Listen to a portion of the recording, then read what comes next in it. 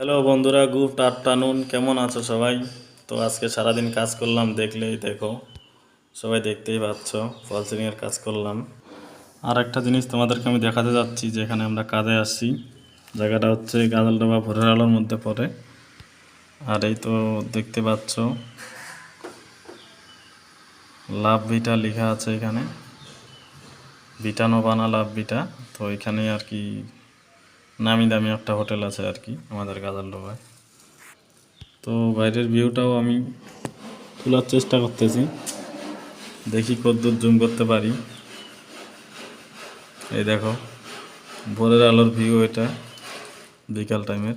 এই যে এটা হচ্ছে বাইরের সাইডটা, আর এর প্রত্যেকটা হচ্ছে নতুন হোটেল হবে আর কি।